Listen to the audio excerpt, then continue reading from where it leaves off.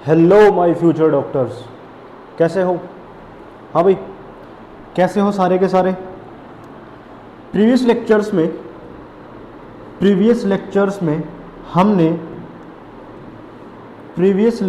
में हमने वेक्टर्स ख़त्म कर दिया। वेक्टर्स ख़त्म हो गया पूरा। वेक्टर के बारे में पढ़ा था हमने। फिर हमने टाइप्स ऑफ वेक्टर के बारे में पढ़ा था। टाइप्स ऑफ वेक्टर्स के बारे में पढ़ा था। फिर हमने बात की थी वेक्टर अलजेब्रा की। फिर हमने बात की थी वेक्टर्स से प्रीवियस ईयर क्वेश्चंस की। यानी कि इतना सारा काम हमने कर लिया था। बीच में हमने एक चीज और करी थी जिसका नाम था रेन मैन प्रॉब्लम। यानी कि हमने नीट से एक क्वेश्चन को पक्का कर लिया था। Isn't it? इतनी सारी बातें हो चुकी थी हमारी। आज स्टार्ट करते हैं एक नई unit, bulk properties of matter. आज स्टार्ट करेंगे बल्क प्रॉपर्टीज ऑफ मैटर। इसमें हम सॉलिड्स की जो बल्क प्रॉपर्टी है उसके बारे में पढ़ेंगे। हम पढ़ेंगे जो लिक्विड्स की बल्क प्रॉपर्टी है, और हम पढ़ेंगे अगर क्या गैस में भी कोई बल्क प्रॉपर्टी है, और अगर है तो उनके बारे में भी हम बात करेंगे। तो यानी कि बल्क प्रॉपर्टीज ऑफ मैटर में हम इतनी सारी चीजें स्टार्ट करेंगे। ठीक है, सबसे पहले बात आएगी कि बल्क प्रॉपर्टीज होती क्या है। ये जो वर्ड है बल्क, इस वर्ड का मतलब क्या है? इस बल्क वर्ड का मतलब क्या है? या अब इन्हीं बल्क से, इसी बल्क के नाम से एक प्रॉपर्टी अराइज हुई जिसका नाम हुआ बल्क प्रॉपर्टीज। यानी कि बल्क की जो प्रॉपर्टीज हैं उन्हें बल्क प्रॉपर्टीज बोलेंगे। लेकिन सबसे पहले क्वेश्चन आता है कि ये बल्क क्या चीज है? What is a bulk? यानी कि the aggregate that forms a body or a unit is known as bulk। मतलब सर, अगर मान लो ये एक मैटर है, ये मार्कर, ये स्टाइलर एक मेटल है, तो इसका जो टोटल एग्रीगेट है ये किस चीज से मिलके बना है? ये जो एटम्स हैं, ये जो मॉलिक्यूल्स हैं, इन एटम्स और मॉलिक्यूल्स की जो प्रॉपर्टी होगी, वो एटम्स या वो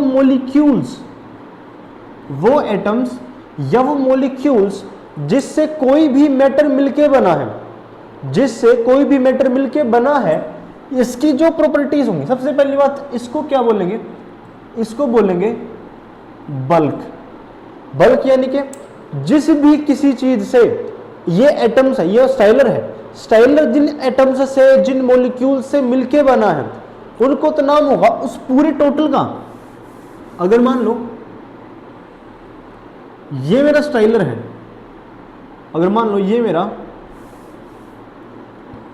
ये मेरा स्टाइलर है, इस स्टाइलर के अंदर या इस स्टाइलर के पास, इस स्टाइलर का जो ये टोटल मैटर है, जो टोटल एग्रीगेट मैटर है, इसको मैं बल्क बोलूंगा। इसको मैं क्या बोलूंगा? बल्क। यानी कि जितने भी एटम्स हैं, जितने भी मॉलिक्यूल्स हैं, इन सभी का जो टोटल सम है, या जो एग्रीगेट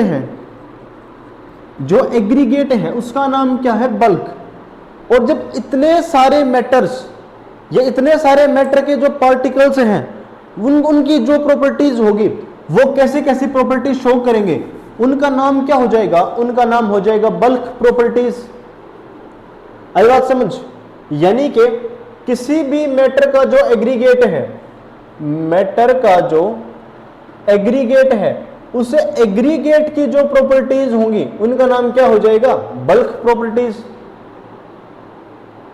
इतनी चीज में किसी को डाउट, किसी को अगर कंफ्यूजन हो तो बल्क प्रॉपर्टीज होती क्या है, तो वो बात क्लियर हो गई कि किसी भी मैटर का जो टोटल एग्रीगेट है उसकी प्रॉपर्टीज, वो पूरा का पूरा एज अ मैटर कैसे बिहेव करेगा किसी भी चीज के चेंज होने पे, उसका नाम क्या हो जाएगा? Bulk properties. अब जो मेरी बल्क प्रॉपर्टीज है ना वो काफी टाइप की है, जैसे कि इलास्टिसिटी एक बल्क प्रॉपर्टी है, हार्डनेस एक बल्क प्रॉपर्टी है, स्ट्रेंथ एक बल्क प्रॉपर्टी है, डेंसिटी एक बल्क प्रॉपर्टी है। इस पूरे चैप्टर में हम इन्हीं सब चीजों के बारे में बात करेंगे। ये भी एक अलग बल्क प्रॉपर्टी है, स्ट्रेंथ। इलास्टिसिटी सबको पता है, इलास्टिसिटी क्या होती है? इलास्टिसिटी के बारे में सबको पता है कि अगर मैं किसी भी ऑब्जेक्ट के ऊपर अगर फोर्स लगाऊं तो उसकी चेंज इन लेंथ और किसी भी बॉडी की वो प्रॉपर्टी जो अपने इस चेंज इन लेंथ को रीस्टोर कर ले, यानी कि the ability of any body to restore its change length is known as elasticity. Hardness सबको पता है। हार्डनेस क्या होगा कि अगर मान लो मैंने इस मार्कर के ऊपर कुछ फोर्स लगाया तो ये किस अमाउंट ऑफ फोर्स तक इसके अंदर होने वाले चेंज को अपोज कर सकता है। यानी कि मैंने 1 न्यूटन का फोर्स लगाया और ये टूट गया तो मैं क्या बोलूंगा? ये कम हार्ड है। वहीं अगर मैं इस पे 1000 न्यूटन का फोर्स लगाऊं दोनों तरफ से, ये जब भी ना टूटे तो मैं क्या बोल दूंगा कि भाई ये मार्कर ज्यादा हार्ड है। यानी कि किसी भी ऑब्जेक्ट की वो प्रॉपर्टी किसी अप्लाइड फोर्स को सहन करने की या किसी अप्लाइड फोर्स के बाद अपनी प्रॉपर्टी या अपनी शेप ना चेंज करने की जो एबिलिटी है उसका नाम क्या हो जाएगा? हार्डनेस। Same goes density.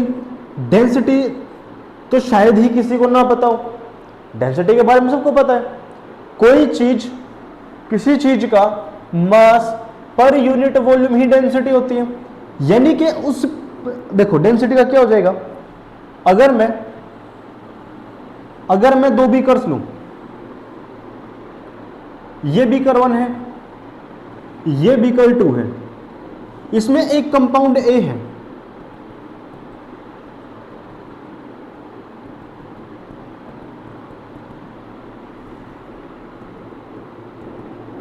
इसमें कोई कंपाउंड या कुछ भी एक लिक्विड बी है, इसमें एक लिक्विड ए है।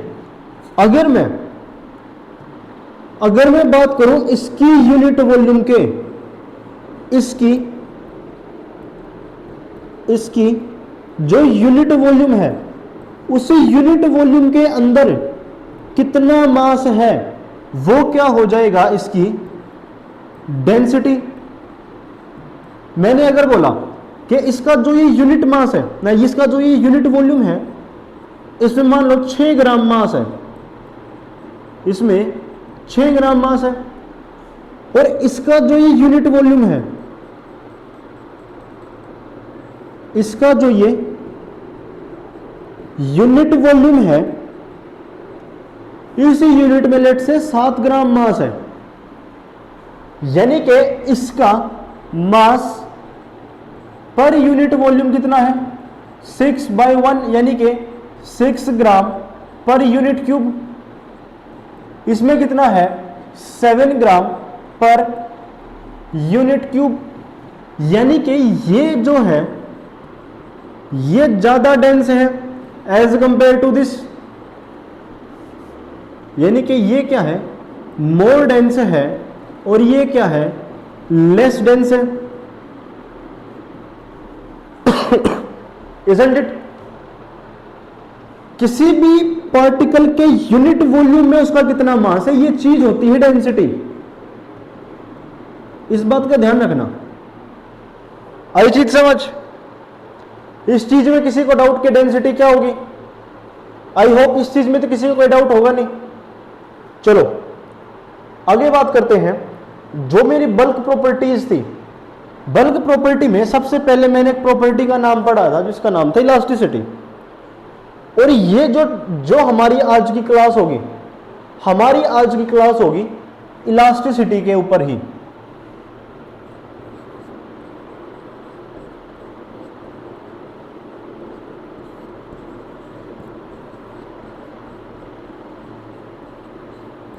हमारी एनसीईआरटी में भी ये चैप्टर है। बल्क प्रॉपर्टीज ऑफ मैटर जो है ये एक यूनिट है। बल्क प्रॉपर्टीज ऑफ मैटर ये एक यूनिट है। इस यूनिट के अंदर एक सब चैप्टर है, यह हमारी एनसीईआरटी का एक चैप्टर है, बल्क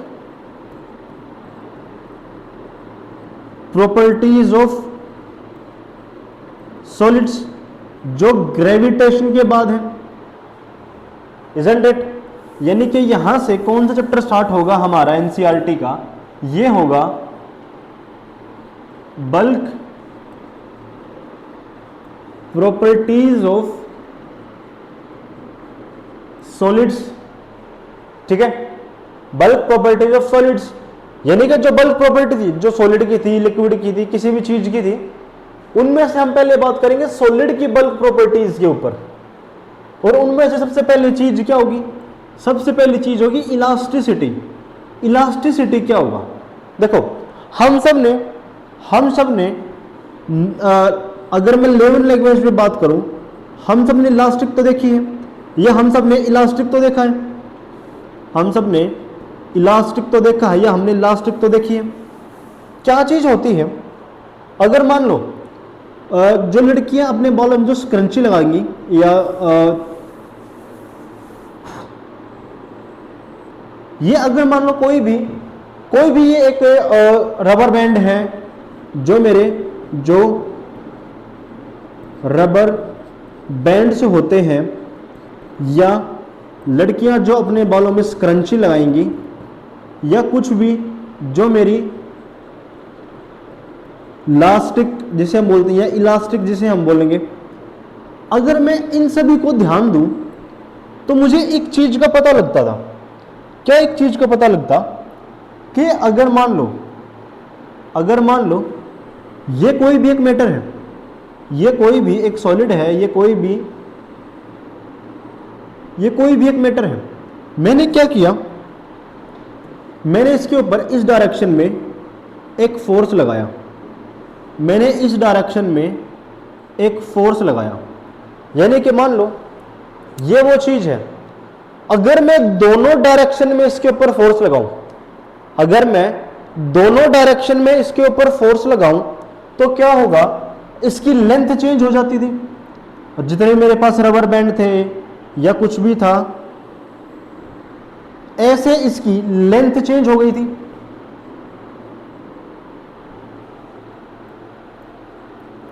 लेंथ चेंज हो जाती है। अब क्या होगा?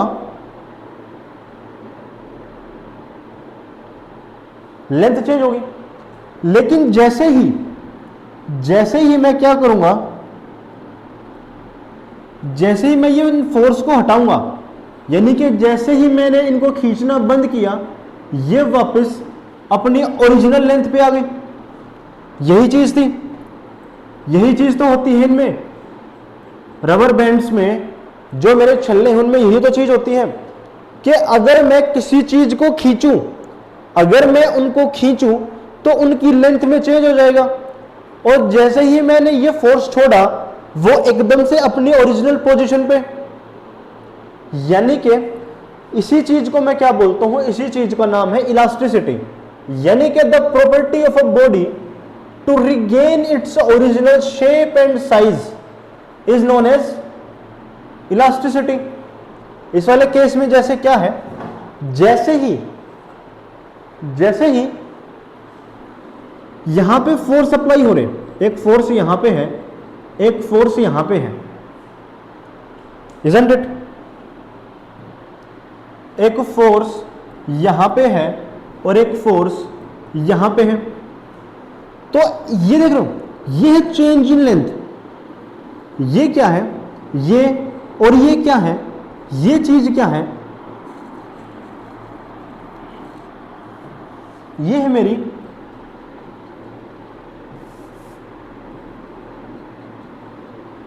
चेंज इन लेंथ, लेंथ में चेंज आया इनकी, ये देखो इनकी लेंथ में चेंज आ रहा है, यहां पे यहां पे यहां पे और यहां पे। लेकिन जैसे ही ये आदमी इस फोर्स को हटाना बंद कर देगा, जैसे ये आदमी क्या करेगा, जिस फोर्स से ये किसी भी चीज को खींच रहा था, इस फोर्स से जब ये इनको खींच रहा था तो इनकी लेंथ में चेंज आया। लेकिन जैसे ही ये फोर्स कट ऑफ हो जाएंगे,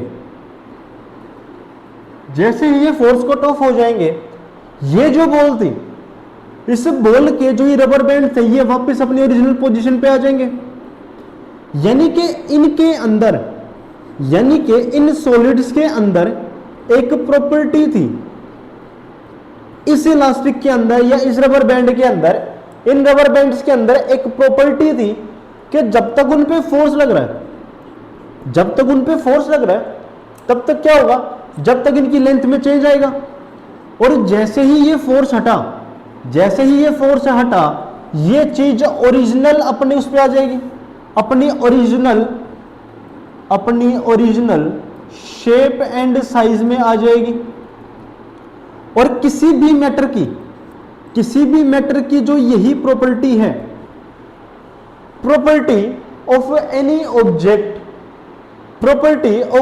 object to regain its original position, when the external force is removed। यही चीज है कि किसी भी बॉडी की वो प्रॉपर्टी जो उसको अपनी ओरिजिनल शेप एंड साइज में आने पे मजबूर कर दे, जब उसके ऊपर लग रहा एक्सटर्नल फोर्स खत्म हो जाएगा।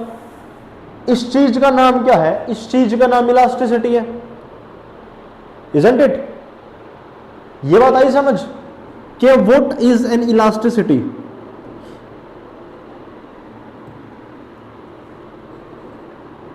इलास्टिसिटी के बारे में आई बात समझ, आई होप इलास्टिसिटी समझ आ गया होगा। चलो आगे है टर्म्स रिलेटेड टू इलास्टिसिटी, के इलास्टिसिटी से रिलेटेड टर्म्स कौन सी होंगी, कौन से टर्म्स होंगी जो इलास्टिसिटी में मैं बार बार रिपीट करूंगा। सबसे पहली चीज है डिफॉर्मिंग फोर्स। देखो क्या होगा, डिफॉर्मिंग फोर्स अगर मैं हाँ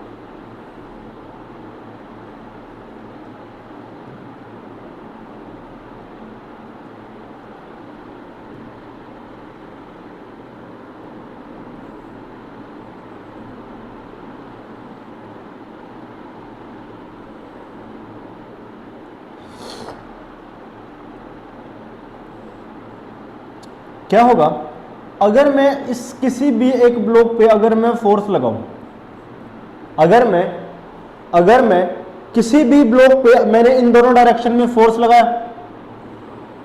लगाया तो इसकी जो ये ओरिजिनल लेंथ थी, इसकी ये ओरिजिनल लेंथ जो थी ये कुछ चेंज हो जाएगी। यानी कि ये इसकी ओरिजिनल लेंथ थी, इसकी लेंथ में कुछ ना कुछ चेंज आ जाएगा, इसकी लेंथ में कुछ ना कुछ चेंज आ जाएगा। चेंज को मैं किस चीज से डिनोट करूंगा, मैं डिनोट करूंगा डेल्टा से, डेल्टा। और डेल्टा किस चीज को डिनोट करता है, डेल्टा विल डिनोट चेंज। यानी कि जब भी मैं किसी ब्लॉक के ऊपर फोर्स लगाऊंगा, मैंने किसी ब्लॉक के ऊपर अगर फोर्स लगाया तो क्या होगा, उसकी लेंथ में चेंज आ जाएगा, उसकी लेंथ में चेंज आ जाएगा। और इसी चेंज इन लेंथ को मैं क्या बोलता हूं, इसी चीज को मैं बोलता हूं डिफॉर्मेशन। किसी को अगर लिखना हो तो लिख लो, क्या होगा डिफॉर्मेशन, क्या होगा डिफॉर्मेशन होगा चेंज इन ओरिजिनल लेंथ। यानी कि ओरिजिनल से जो चेंज है, ओरिजिनल से जो चेंज है उसको मैं किस चीज से, वो वर्ड क्या है जो चेंज को बताएगा, वो वर्ड है डिफॉर्मेशन। यानी कि डिफॉर्मेशन, अब मैं क्या बोल दूं, अगर मैं अब टेक्निकल लैंग्वेज में बात करनी स्टार्ट करूं कि on applying any force, on applying any force deformation will occur. अगर मैं ये लाइन बोल दूं तो मैंने गलत तो नहीं बोला। यानी कि अगर मैंने बोला कि on applying any force deformation in the body will occur, तो मैंने कुछ बोला ही नहीं, मैंने कुछ गलत नहीं बोला। और वो force that cause deformation, that cause deformation in any body is known as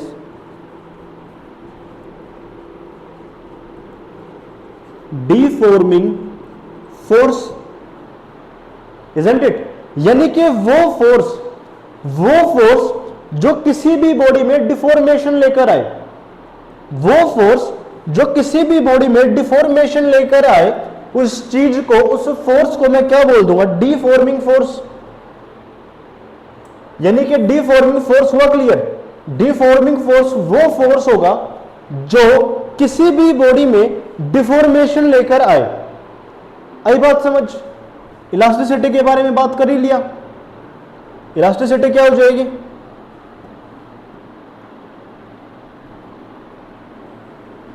अरे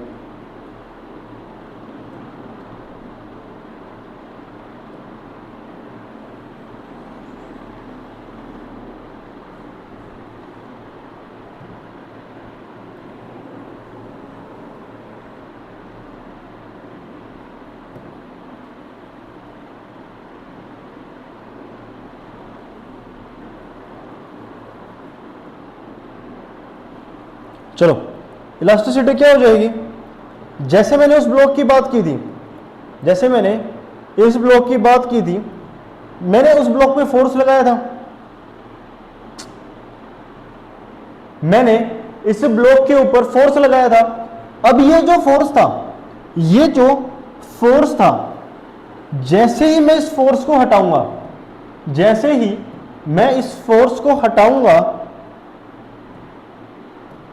जैसे मैं इस फोर्स को हटाऊंगा, क्या करेगा, ये जो था, ये जो चेंज इन लेंथ जो आया था,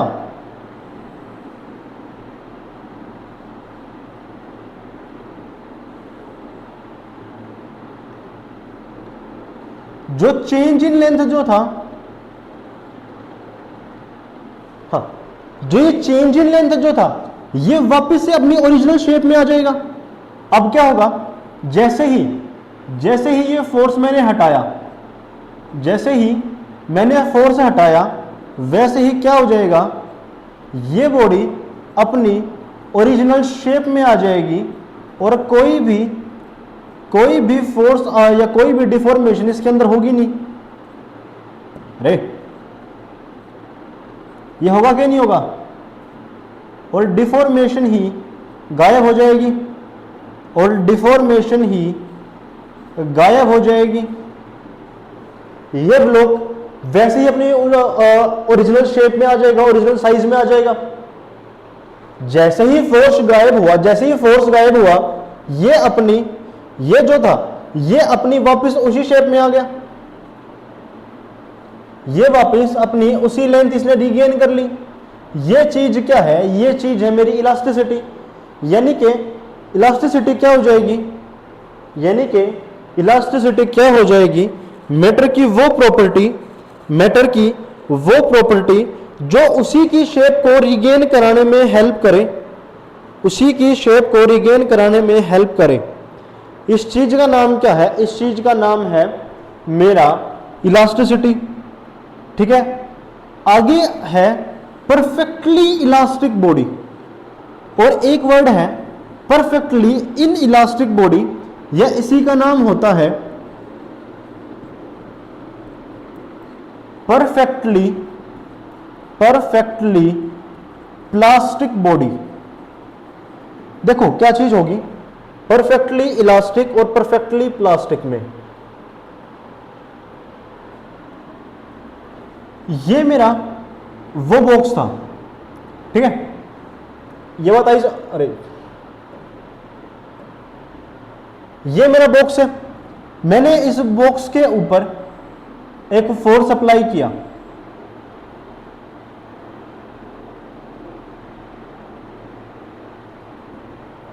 ठीक है, ये एक फोर्स F है, ये एक फोर्स F है।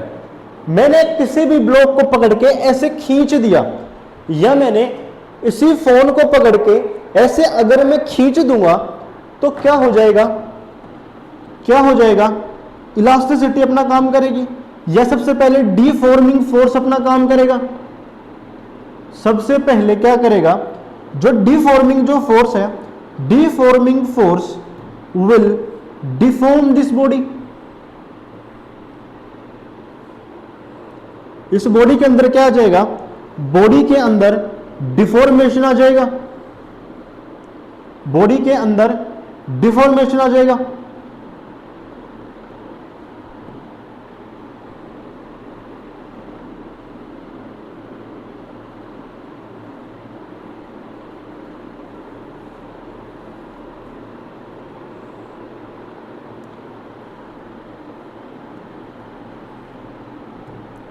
क्या हो जाएगा? ये तो ओरिजिनल लेंथ L थी, ये भी ओरिजिनल लेंथ L थी। अब जैसे ही मैंने फोर्स लगाया, एक चेंज इन लेंथ भी हो जाएगी डेल्टा L, एक चेंज इन लेंथ भी हो जाएगी डेल्टा L, और इस फोर्स का नाम क्या होगा? इस फोर्स का नाम होगा डीफॉर्मिंग फोर्स। इतनी बात तो देखो क्लियर है। अब इसके आगे की कहानी क्या है? अगर मैं किसी रबर बैंड को खींचूं और खींचते चला जाऊं, तो उसकी भी तो कुछ ना कुछ एक प्रॉपर्टी होगी, उसकी भी तो कुछ ना कुछ एक लिमिट होगी, जिस लिमिट तक वो खींच सकता होगा। अगर मैं किसी रबर बैंड को ऐसे खींचना स्टार्ट करूं, तो खींचते खींचते खींचते खींचते एक उसकी लिमिट आ जाएगी, एक उसकी लिमिट आ जाएगी, जिसके बाद वो रबर बैंड और स्ट्रेच नहीं हो पाएगा, वो रबर बैंड और स्ट्रेच नहीं हो पाएगा। और उसी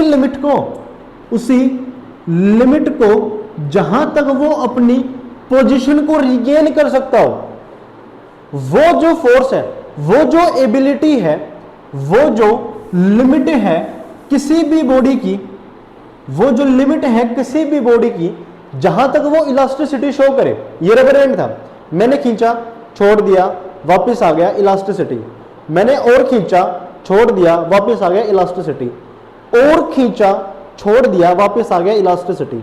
लेकिन जैसे ही मैंने इससे ज्यादा खींचा, अब इसकी इलास्टिक प्रॉपर्टीज खत्म हो गई। तो ये जो उसकी लिमिट्स है, जिसके बाद वो अपनी इलास्टिसिटी लूज कर देगा, उसी चीज का नाम क्या है? उसी चीज का नाम है इलास्टिक लिमिट्स। इलास्टिक लिमिट्स यानी कि वो लिमिट्स जहां तक कोई भी बॉडी इलास्टिसिटी शो करेगी, उस लिमिट्स का नाम क्या हो जाएगा? Elastic limits. Isn't it? अब क्या है? अब है मेरे पास परफेक्टली इलास्टिक बॉडी। देखो परफेक्टली इलास्टिक बॉडी क्या होगी? वो बॉडी जो कभी भी मैं उसके ऊपर कितना भी फोर्स लगा लूं, वो हमेशा और हमेशा अपनी इलास्टिसिटी को बरकरार रखेगी। यानी कि वो बॉडी जो हमेशा will show elasticity every single time, यानी कि वो अपनी इलास्टिक प्रॉपर्टीज कभी लूज ही नहीं करेगी, उसकी इलास्टिक लिमिट्स है ही नहीं, या उसकी इलास्टिक लिमिट्स इनफाइनाइट हैं। ऐसी बॉडी को मैं क्या बोलूंगा, ऐसी बॉडी को मैं परफेक्टली इलास्टिक बॉडी बोलूंगा।